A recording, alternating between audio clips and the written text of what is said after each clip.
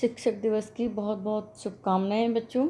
बहुत बहुत आपका हार्दिक अभिनंदन है। आज 5 सितंबर है, शिक्षक दिवस है और हम लोग हर वर्ष इस शिक्षक दिवस को डॉक्टर राधा कृष्णन के जन्म दिवस के रूप में मनाते हैं। आज आप लोग घर पे हैं, संकट का समय है विश्व पर, आपकी सुरक्षा के लिए आप लोगों का घर में रहना ज़रूरी है।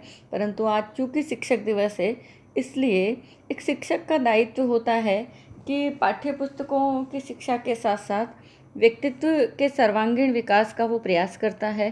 तो शिक्षक दिवस के अवसर पर शिक्षक होने के नाते मेरा ये दायित्व बनता है कि मैं आपको ये बताऊं कि शिक्षक दिवस क्यों मनाया जाता है और शिक्षक दिवस की जीवन में क्या महत्ता है, क्यों हम लोग इस दिवस के साथ साथ और दिवस भी क्यों मनाते हैं। तो शिक्षक दिवस डॉक्टर राधा कृष्णन जो कि एक शिक्षक थे और वो सर्वोच्च पद राष्ट्रपति के पद तक पहुँचे थे, तो उनको हम लोग आदर्श मानते हैं, एक प्रेरणा स्रोत मानते हैं।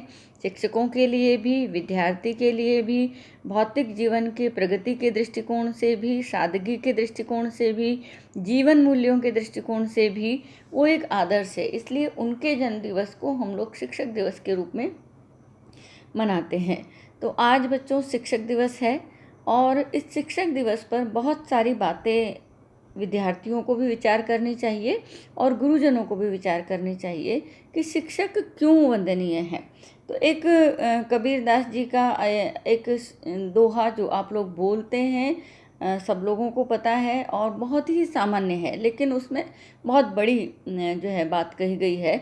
तो मैं उस दोहे को एक बार पुनः बोलना चाहूँगी कि गुरु गोविंद दो खड़े काके लागू पाए, बलिहारी गुरु आपने गोविंद दियो बताए। तो यहाँ जो है कवि कह रहे हैं कि गुरु और गोविंद यदि दोनों सामने पड़ जाएं तो आप किसको पहले प्रणाम करें, किसको आप बड़ा माने। तो वो कह रहे हैं कि गुरु जो है वो बड़ा है, क्योंकि गुरु गोविंद तक जाने का रास्ता है। तो गुरु कहीं तक भी जाने का बच्चों रास्ता है। जो गुरु होता है, गुरु का तात्पर्य है कि वो बड़ा है। तो बड़ा से तात्पर्य ये है कि वो आपके घर में भी जो आपके बड़े हैं वो आपके गुरु हैं, और जो छोटे हैं वो जो अनुसरण करते हैं या जिनको सिखाया जाना है या वो जो सीखने की उम्र में अभी है वो शिष्य है।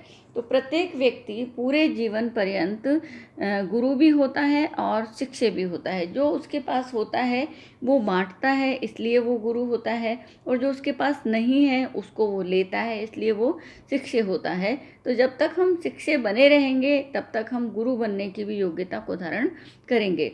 तो गुरु वंदन के इस व्याख्यान में मैं आपको बता रही हूँ कि जीवन में गुरु का क्या महत्व है, शिक्षक का क्या महत्व है।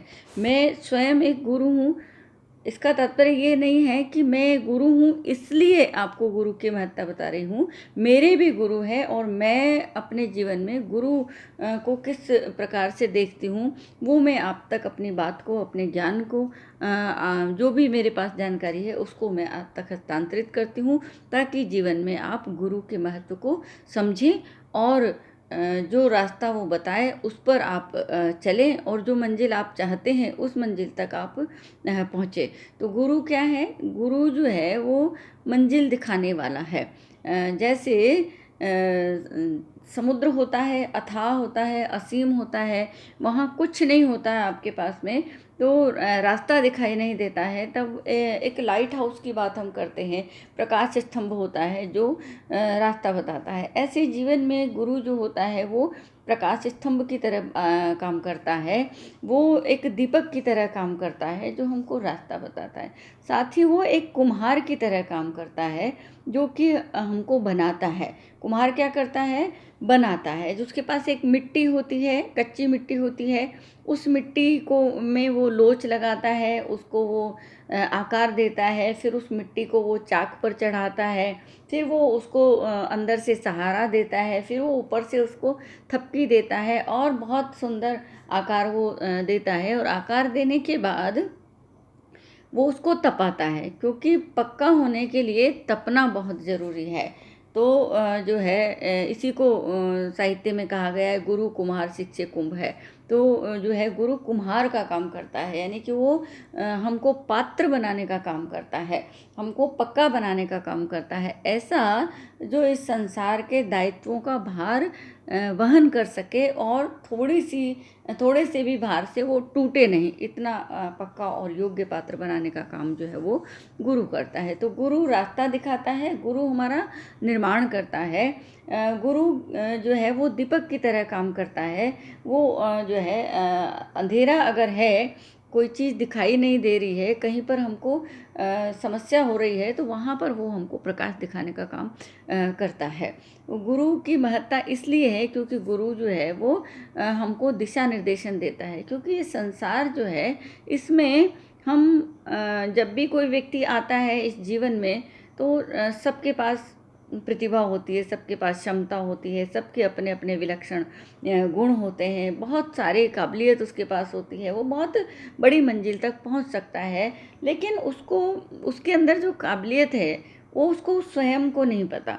तो गुरु क्या करता है, वो उसको पहचानता है, वो उसको जिसे कहें कि सूक्ष्म अवलोकन से उसको देखता है, और न केवल देखता है, वो शिष्य को दिखाता है कि तुम्हारे भीतर ये क्षमता है और तुम इस पर यदि काम करो, इस पर यदि मेहनत करो, तो तुम बहुत आगे बढ़ सकते हो। तो गुरु जो है एक जौहरी है जो हीरे की परख करता है, कौन सा हीरा कितना बहुमूल्य है ये गुरु पहचान सकता है। अन्यथा तो फिर सामान्य लोगों के लिए तो पत्थर पत्थर है, उसमें कौन सा बहुमूल्य है, कौन सा अमूल्य है, कौन से का क्या मूल्य है, ये वो पहचान नहीं पाता। तो गुरु जो है वो प्रतिभा को पहचानने का काम करता है, फिर उसको परखने का काम करता है, उसको तराशने का काम करता है। तो जीवन में हमारे पास कितनी काबिलियत है, हमारे पास जो खजाना है जिसके ऊपर हम स्वयं ही बैठे हैं, लेकिन हमको पता नहीं है कि हम खजाने पर बैठे हैं, तो गुरु हमारे खजाने से परिचय करवाता है, इसलिए उसका महत्व है। रास्ता हमें पता हो तो हमारे पास सभी शक्तियां हैं, हम उस पर चल सकते हैं, हम अपनी पूरी क्षमताओं का प्रयोग कर सकते हैं। लेकिन अगर हम गलत रास्ते पर अपना प्रयास लगाते हैं तो हमको जाना कहीं और होता है और हम पहुंच कहीं और जाते हैं।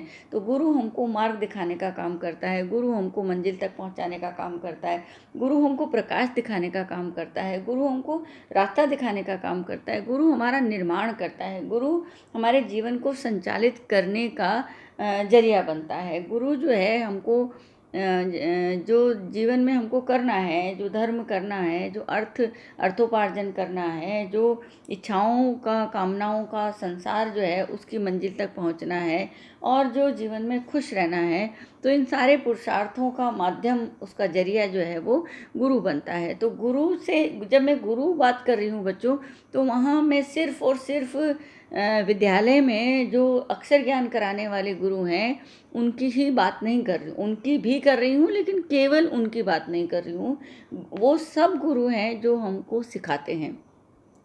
तो जो सिखाते हैं उस दृष्टिकोण से सबसे पहली जो गुरु होती है वो हमारी माँ होती है, जो हमको उस समय से संस्कार देती है जब हम उसके गर्भ में बीज रूप में आते हैं। जब वो सोचती है वो हम सोचते हैं। इसीलिए प्राचीन शास्त्रों में कहा गया है कि जब बच्चा गर्भ में हो तो अच्छे विचार सुनना चाहिए, पढ़ना चाहिए, अच्छा साहित्य उसका प्रभाव होता है। आज का विज्ञान भी इस बात को प्रतिपादित कर रहा है। तो माँ जो है वो पहली गुरु होती है, जो बीज रूप में हमको संस्कार देना प्रारंभ करती है, और जब हम इस दुनिया में अस्तित्व में आते हैं तब वो हमको चलना सिखाती है, वो हमको बोलना सिखाती है, वो हमको देखने का तरीका सिखाती है, वो हमारी सोच को सकारात्मक या नकारात्मक बना सकती है, जिस पर हमारा आने वाला पूरा जीवन निर्भर करता है कि हम कैसा सोचते हैं, हम किस तरीके के हमारे संकल्प होते हैं, किस तरीके से हमारे विकल्प होते हैं। तो वो संकल्प और विकल्प करना सिखाती है। यदि हम विकल्पों से संकल्प पर पहुंच जाएं तो फिर कोई दुविधा नहीं रहती, और ये काम जो है वो माँ सिखाती है, अनुशासन सिखाती है, संयम सिखाती है। तो जीवन में जो है जो जो भी कर्म हम करते हैं, बोलना, खाना, उठना, बैठना, सोना, पढ़ना, व्यवहार करना, शिष्टाचार, आचार, विचार, व्यवहार, ये सब जो है वो माँ सिखाती है। इसलिए हमारी सबसे बड़ी और सबसे पहली गुरु जो होती है वो माँ होती है। तो माँ जो है वो प्रणम्य में है इस गुरु वंदन के अवसर पर, शिक्षक दिवस के अवसर पर। इसीलिए कहा गया है कि जननी जन्मभूमिश्च स्वर्गादपि गरीयसी, कि वो माँ और मातृभूमि जो है वो स्वर्ग से भी बढ़ कर के है, और मातृदेवो भव, ऐसा हमारे शास्त्र कहते हैं। तो माँ जो है हमारी पहली गुरु होती है, सबसे महत्वपूर्ण गुरु होती है। वो हमारा निर्माण करती है, इसलिए वो जिसे कहें ब्रह्मा होती है, वो हमारा पालन करती है विष्णु की तरह। वो हमारा कल्याण करती है शिव की तरह, और वो हमको सच का रास्ता दिखाती है परब्रह्म की तरह, परम शक्ति की तरह। तो माँ जो है वो हमारी प्रथम गुरु होती है। जब हम विद्यालय में जाते हैं, गुरुकुल में जाते हैं, तो वहाँ पर फिर ज्ञान में जो हमसे गुरु होता है वो हमको वहाँ मिलता है, जिसको पहले से ज्ञान है, जिसने अनुभव से सीखा है, जिसने जो हमारे आज तक के ज्ञान गुरुओं के ज्ञान का जो संकलन है पुस्तकें, उन पुस्तकों से सीखा है, उसके माध्यम से वो हमको जो है शिक्षा देते हैं। तो वो जो गुरुजन है वो पूरी सृष्टि के संकलित ज्ञान को हमारे भीतर उतारने का काम करते हैं। ऋग्वेद की पहली ऋचा से लेकर आज तक जो ज्ञान अक्षर में पुस्तकों में लिपिबद्ध है, जो संग्रहित है, उसको वो हमें देता है, वो हमको सिखाता है संसार में रहना। तो वो जो विद्यालय का गुरु होता है वो भी उसका एक गुरु होता है। जीवन में हमें जो आसपास जो शिक्षा देने वाले जितने भी निर्धारक तत्व हैं वो हमारे गुरु होते हैं। जो समय होता है वो हमारा गुरु होता है, जो हमको समय के अनुसार धीरे धीरे सिखाता है। जो जीवन में होने वाली त्रुटियां हैं वो भी हमारी गुरु होती है, क्योंकि उन त्रुटियों से हम बहुत ज़्यादा सीखते हैं। इस प्रकार बहुत सारे गुरु होते हैं।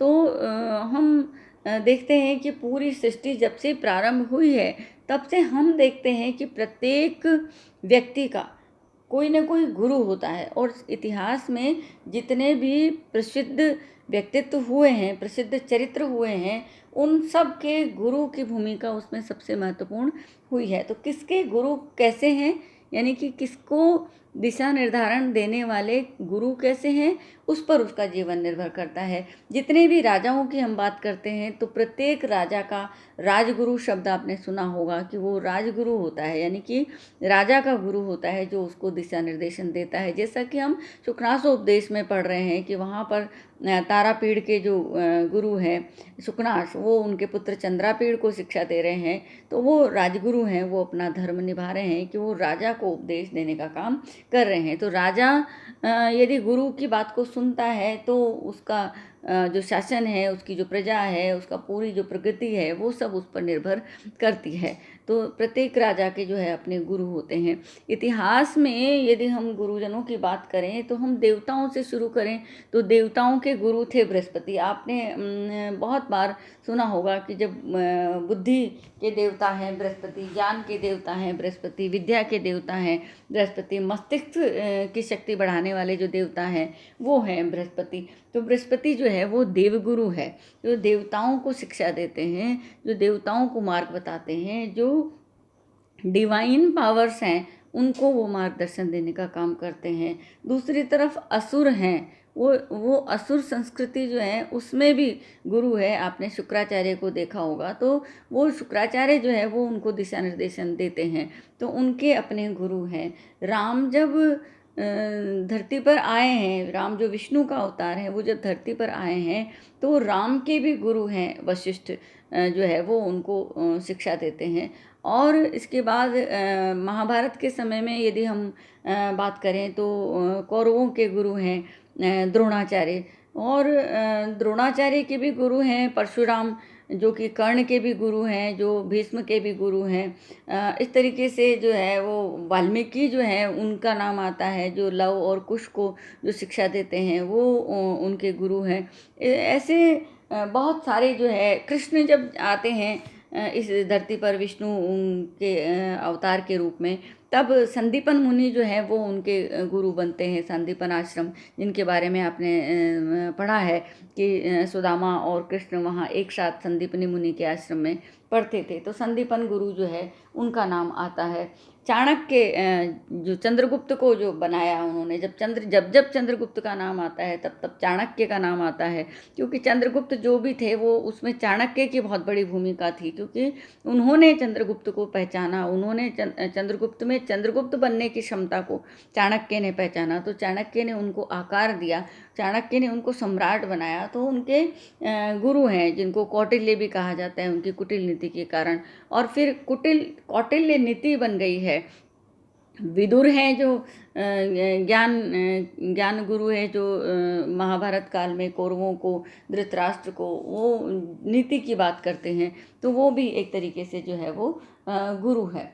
और जो है परशुराम जो है वो गुरु हैं, द्रोण के गुरु हैं। इस तरीके से प्रारंभ से लेकर अभी तक जितने ऐतिहासिक पात्र हैं उनका जब हम नाम लेते हैं तो साथ में उनके गुरुओं का नाम आता है। जब कभी कोई बड़े पद पर पहुंचता है, जब बड़ी प्रगति करता है, जब बड़ा काम करता है, तो वो उस समय वो उन सबको याद करता है जो जो उनके जीवन में जो है वो मार्गदर्शन देने वाले लोग रहे हैं, उन सबको याद करता है, क्योंकि उनका बड़ा रोल होता है, उनकी बड़ी भूमिका होती है। क्षमताएं तो हम में ही होती है, मूल्य तो हीरे का ही होता है, कर्म तो मनुष्य को स्वयं ही करना होता है, लेकिन बड़ी बात यह है कि उसको मार्गदर्शन करने वाला जो चाहिए वो अगर सही है तो हम अपनी क्षमताओं का प्रयोग कर सकते हैं। एक हीरा यदि मिट्टी में है तो हीरे की कोई मूल्य नहीं है, हीरा तब भी मूल्यवान है उतना ही, लेकिन जब तक उसकी परख नहीं है,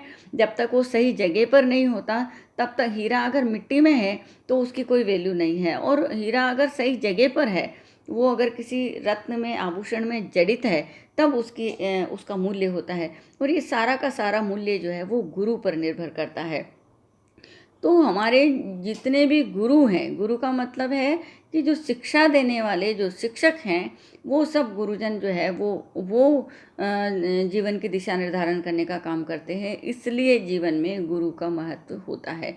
हम जो भी बनते हैं, जैसे भी बनते हैं, जहाँ भी पहुँचते हैं, वो सब में गुरु की भूमिका होती है। तो गुरु जो है वो ज्ञान से मार्ग का दर्शन करवाता है हमको, इसलिए गुरु बहुत महत्वपूर्ण होता है। और प्राचीन काल से लेकर अब तक जो है सब स्थानों पर हमने गुरु की महत्ता को पढ़ा है। यद्यपि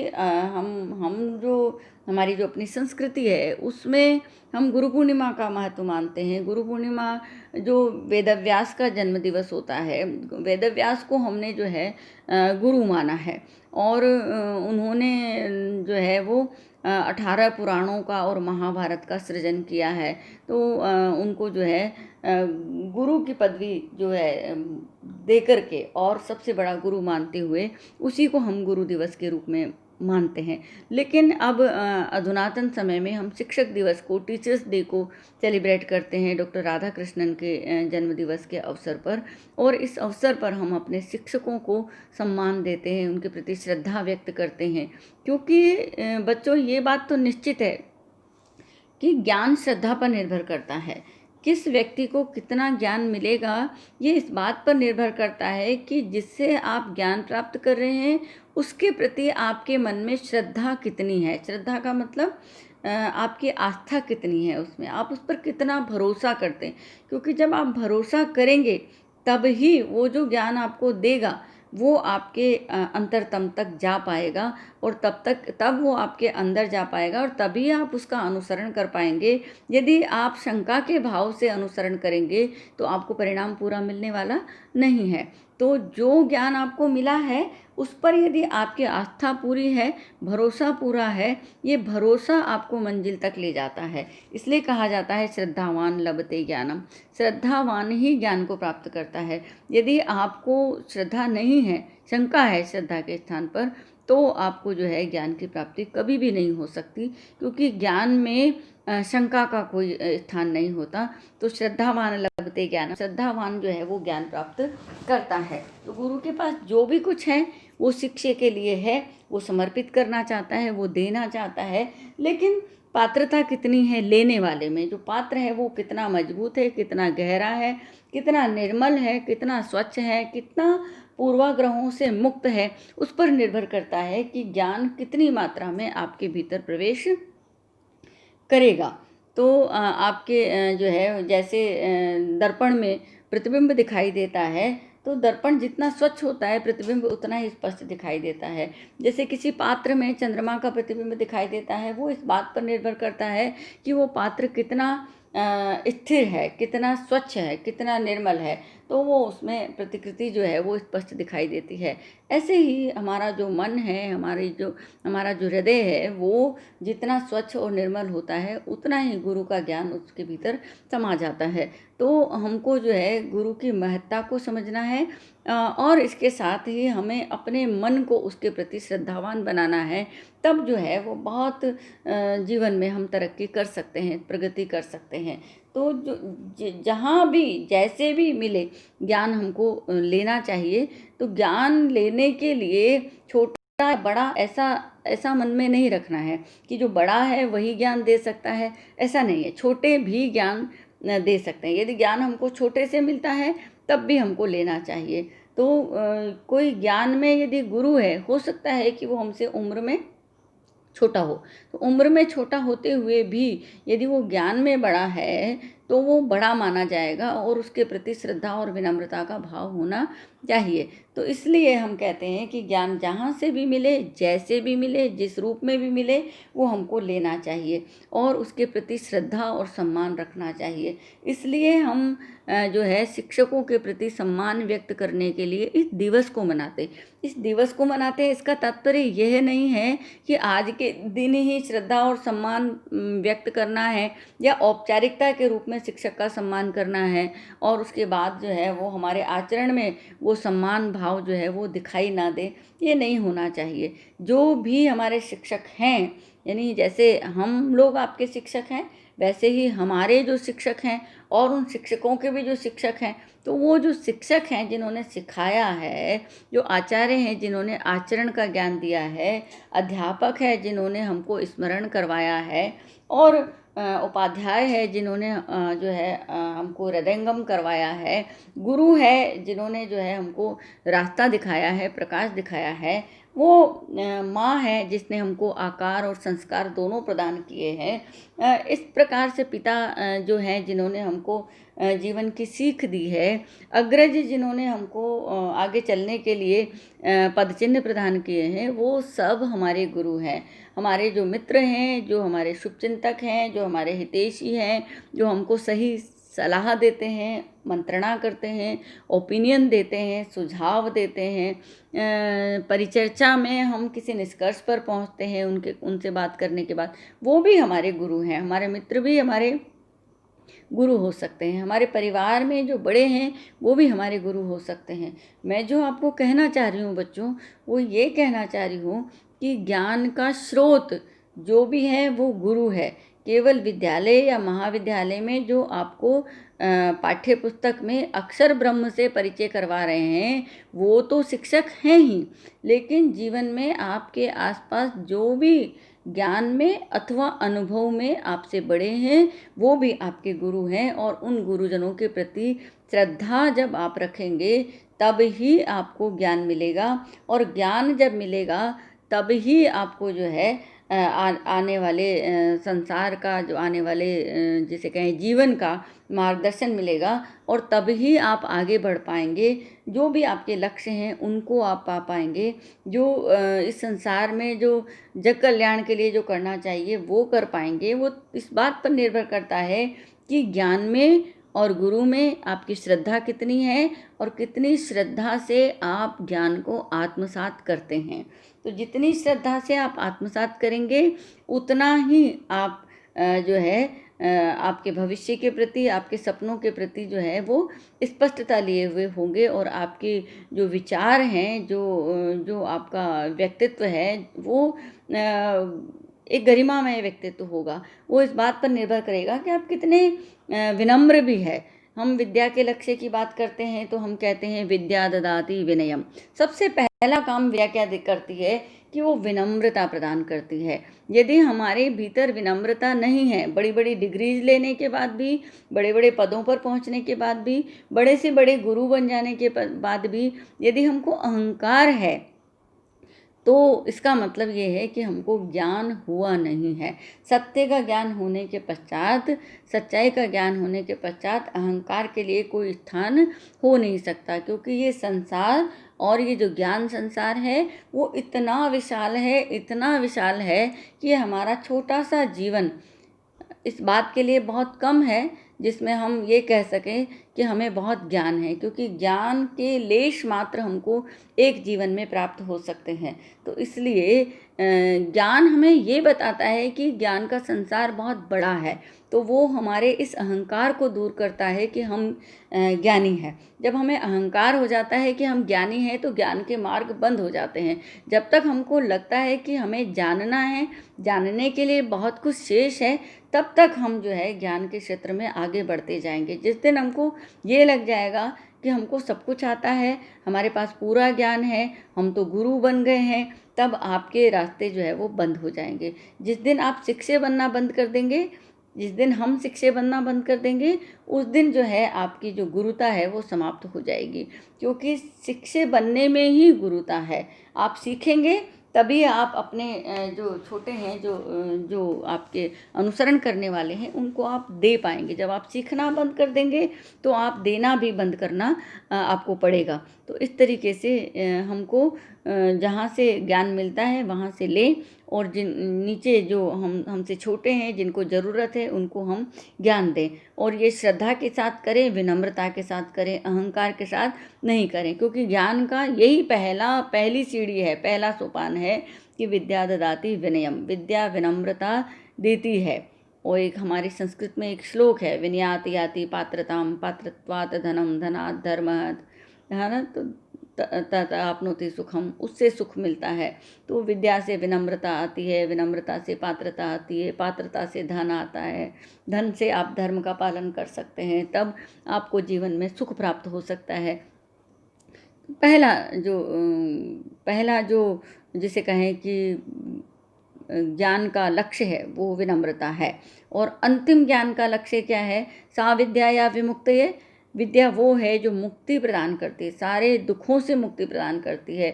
जो तापत्रय, जिसकी हम संस्कृत साहित्य में बात करते हैं कि आदि भौतिक, आदि दैविक, आध्यात्मिक, जितने भी हमारे संताप हैं, वो सारे संतापों को हर लेती है विद्या। तो वो हमको मुक्ति प्रदान करती है। लेकिन वो तब ही कर सकती है जब हम ज्ञान के रास्ते को कभी बंद ना करें, और हम इसको करते ही रहें, जीवन पर्यंत करते रहें। तो जो है आगे बढ़ते चले जाएंगे और संतुष्ट भी रहेंगे और आनंद में भी रहेंगे। तो शिक्षक दिवस हमको ये शिक्षा दे रहा है कि शिक्षक का सम्मान करना चाहिए। सम्मान क्यों करना चाहिए? शिक्षक के लिए नहीं करना चाहिए कि जिससे शिक्षक को अच्छा लगेगा, इसलिए नहीं। शिक्षक का सम्मान करेंगे तो आपका ज्ञान के प्रति सम्मान जागृत होगा, और ज्ञान के प्रति सम्मान जागृत होगा तो आपके भीतर ज्ञान को आत्मसात करने की क्षमता आएगी। और यदि ज्ञान आ जाएगा तो आपके जीवन के लिए पाथेय होगा, यानी आपके पूरे आने वाले जीवन में वो भोजन की तरह काम करने वाला है। तो विद्या से विनम्रता आती है, श्रद्धा से विनम्रता आती है। तो विद्या और विनम्रता और श्रद्धा दोनों जो है हमारे ज्ञान के लिए आवश्यक है। और ज्ञान जो है वो गुरु से मिलता है, तो गुरु के प्रति सम्मान आवश्यक है। तो ये जो शिक्षक दिवस का अवसर है, इस अवसर पर मैं यहाँ पर आप लोगों को बता रही हूँ कि क्योंकि मैं भी गुरु होने से पहले एक शिष्य हूँ, तो मैं इस अवसर पर मैं उन सब गुरुओं को नमन करती हूँ जिन जिन से मैंने ज्ञान